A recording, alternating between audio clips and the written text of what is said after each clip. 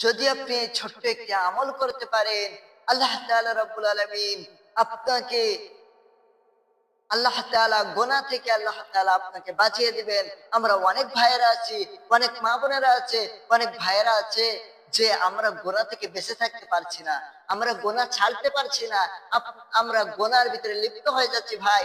আপনি যদি এই ছোট্ট একটি আমল যদি করতে পারেন, অল্প একটু সময় দিয়ে এই আমলটি যদি আপনি করতে পারেন, আল্লাহ তাআলা রব্বুল আলামিন আপনাকে গুনার কাজ থেকে, খারাপ কাজ থেকে, অশ্লীল কাজ থেকে, খারাপ কাজ থেকে আল্লাহ তাআলা, গুনার কাজ থেকে আল্লাহ তাআলা আপনাকে আমাকে হেফাজত করে নেবে যদি আপনি এই ছোট্ট একটি আমল করতে পারেন ভাই। আপনি আমি ফজরের নামাজ পড়ে যদি এই আমলটি ১১৯ বার পাঠ করতে পারি, ইনশাআল্লাহ তাআলা আপনি এরকম ভাবে একাধারে ৪০ দিন করতে থাকেন, ইনশাআল্লাহ তাআলা আপনি ফলাফল পেয়ে যাবেন।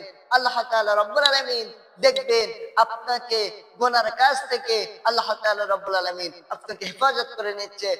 আল্লাহ তাআলা আপনাকে এই গুনার কাজ থেকে আল্লাহ তাআলা বাঁচিয়ে দিচ্ছে। এই ছোট্ট একটি আমল যদি ১১৯ বার পাঠ করতে পারেন, আল্লাহ তাআলা অবশ্যই আপনাকে আমাকে গুনার কাজ থেকে বাঁচিয়ে নেবেন।